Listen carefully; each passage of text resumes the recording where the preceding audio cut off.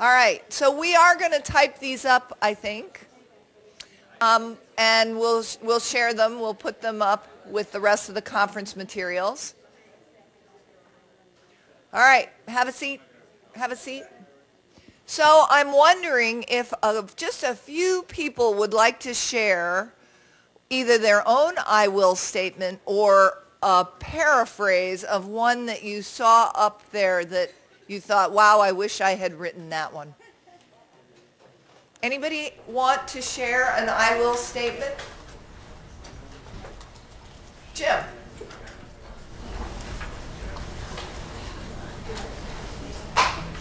I have a stack of cards at home that I've accumulated over all these conferences from time to time, and I have a bunch more cards today, and they're in a little bowl, and it's a big pile, but I never do anything with them.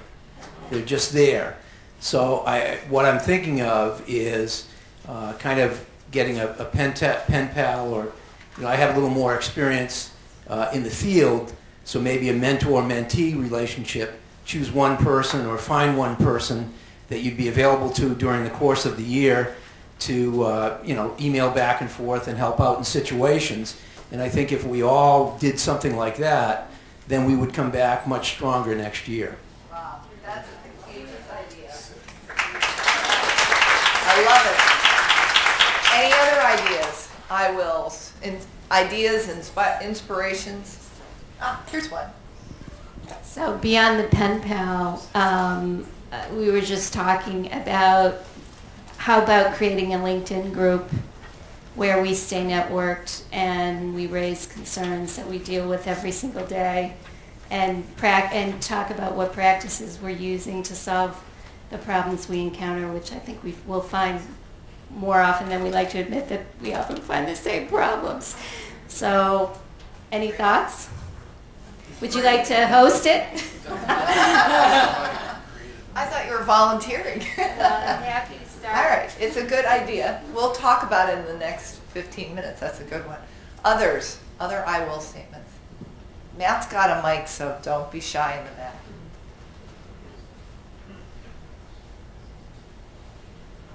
One of the things that I wrote was that I'm going to, or I will, help network people who I know are doing this kind of work, who may not be connected to this broader network, and take active steps to connect others who are doing similar things but aren't aware of the kind of broader environment in which they're working, and help foster the connection of that kind of ecology of this kind of work.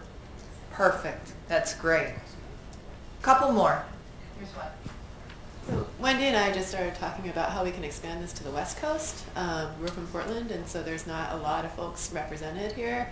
Olivia there, so I think there's lots of room for conversation there. A lot of your awesome organizations are based here, so figuring out how we could do that. And for me, I'm going to be bringing this work back into my work with youth workers and practitioners, and figure out ways to kind of expand this into new settings and folks that are working every day with young people. It's great. It's great.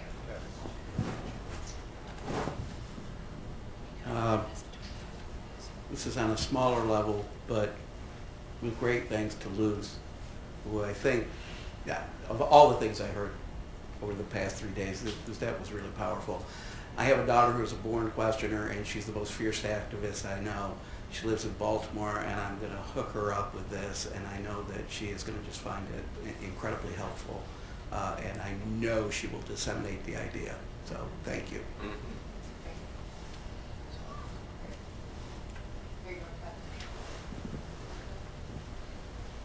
Thank you, and this is on the very local level. I will pressure my council member who sits on the Progressive Caucus with Council Member Lander that we heard from yesterday to become one of the next districts to use participatory budgeting in New York City. So hopefully in a year we'll see that. Okay. Sarah. Matt's coming at you. Choose. Sarah, you have to choose between Matt and me. That's not a fair choice. I don't choose. I refuse to choose. I am a social worker, and I've allowed my professional membership to lapse.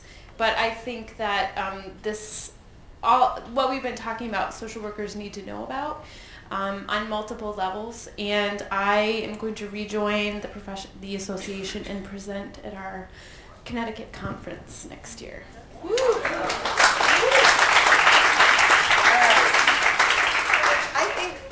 I think we can move on to the next thing because, frankly, all of you have just said something about networking.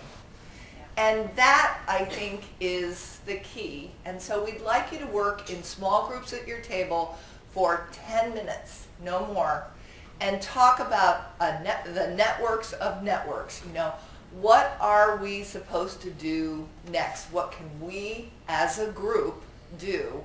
And then also think specifically about what we might do at this conference next year. So we're thinking people, content, formats, ideas. So 10 minutes, talk amongst yourselves, and then we'll and if you could, if you've got great ideas, write them on the other sheet of paper that you have. Even if they're not great. Yeah, all ideas are great.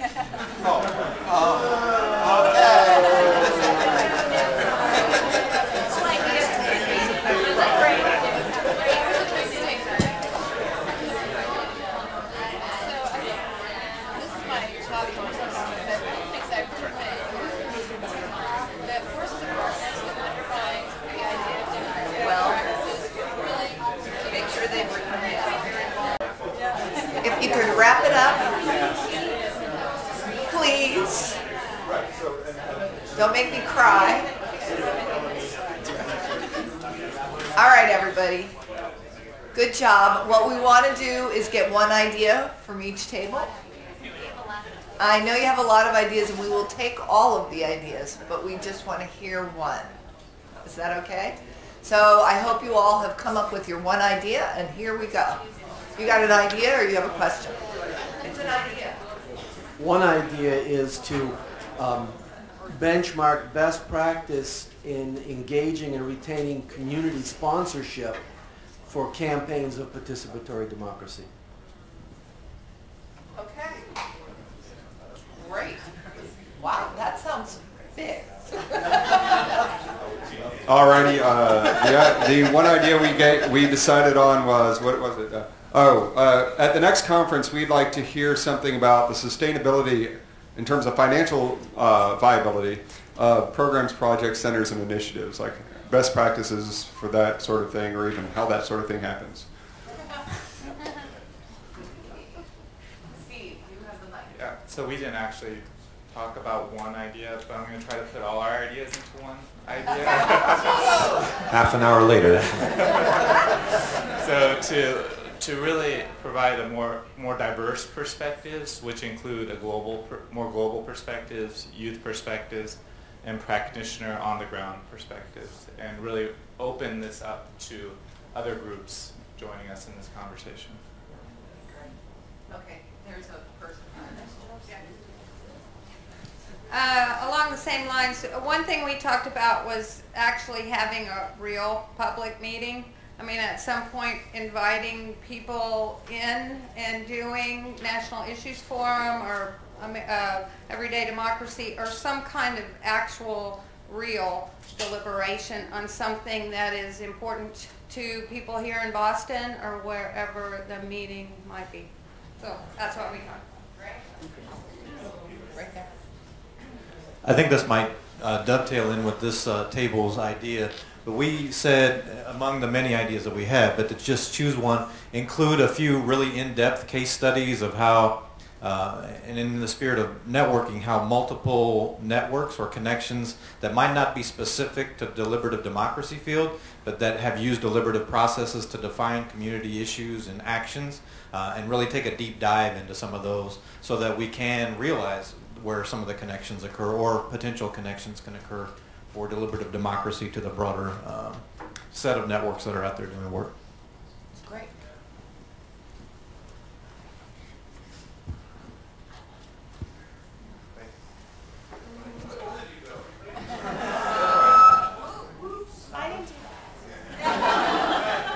Okay, I'll go. At our table, we had a few different ideas, but we started talking mostly about the structure of this particular conference, and we all really liked the 10-minute talks because they're long enough that you get some good, inspiring information, but they're short enough that you're left with a lot of questions for discussion. But we would like more than just the 10 minutes, so we thought it would be great if a series of 10-minute talks was offered, perhaps in the morning, and then the afternoon could be breakout sessions where you could choose which speaker you would like to go to and have a much more in-depth conversation with them about whatever it was that they talked about. And perhaps I saw here, people were lumped together in broad categories. Maybe then the people who chose to go to the speakers in those categories could then come together to talk about the complements and the tensions between those two different areas that the two speakers spoke about. Great idea. Great. We have two ideas, but they're relatively short. One is to establish a Twitter list of some sort, or to establish a sort of coherent hashtag that we could all follow, those of us who use Twitter or use it sort of like I do. And the other one is to establish an email list, whether a Google group or to sort of pool all our emails or just have access to each other, whether it's topical or regional. So I'll be in San Diego, for example, starting next year, but I don't know anyone else there, some people in Southern California. So those are our two ideas, Twitter and Google. Pretty straightforward. Right. Two good ideas.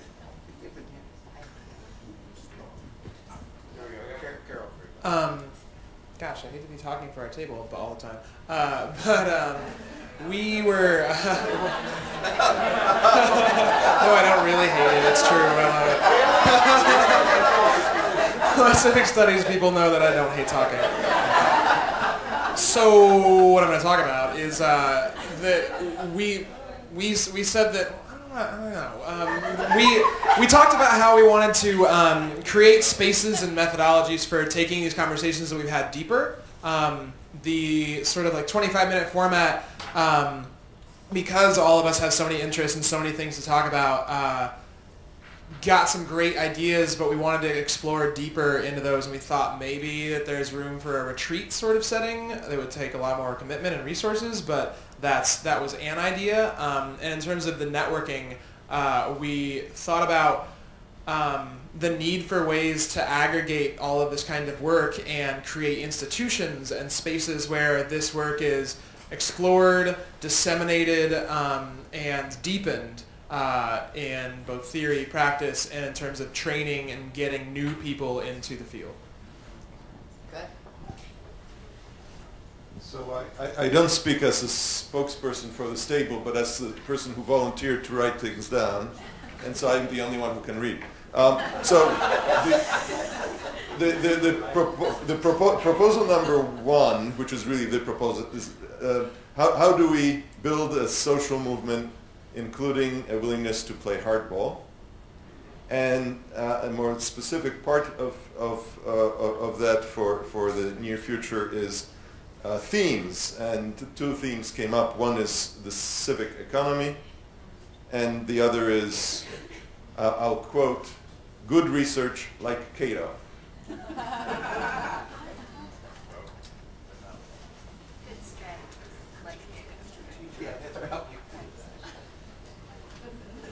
Now she goes with me. So, So we had a few very disparate ideas, and not really ideas in some cases, because some of us are very unsure yet of how we want to take advantage of the network within this room.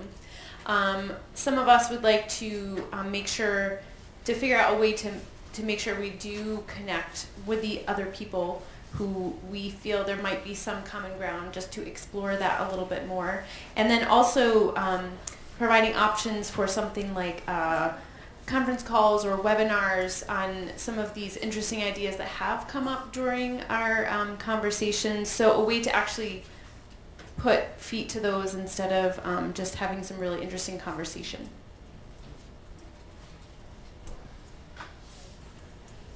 Anyone? Any table we missed? All right. Good job, everybody. All right, so the end is here. I'm just going to say really two different kinds of thank yous.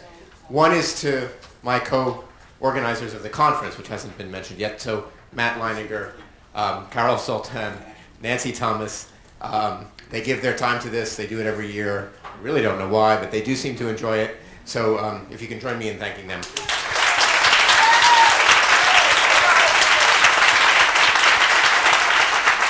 And Could we please thank Peter for our...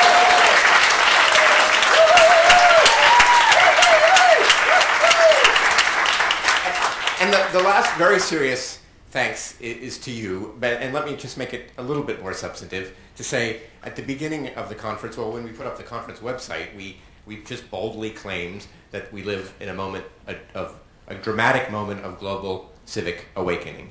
And I think we've had some debates about the scale and momentum of that internationally, and that's a good topic to discuss. But it is also true that when you put people like this together in a room, you do have a global civic awakening, and you have it because of the work that everyone does day in and day out, and the thinking everyone does, and the strength of the network, and the attention people give in this room, and the passion they bring to it. And of course, it's not the only room, but it is a very important room because of the people who are here. So, and they've come from as far away as other continents and on their own steam. And so I am personally very grateful to that, and I think we should all be grateful to each other. So our final thank you is to each other.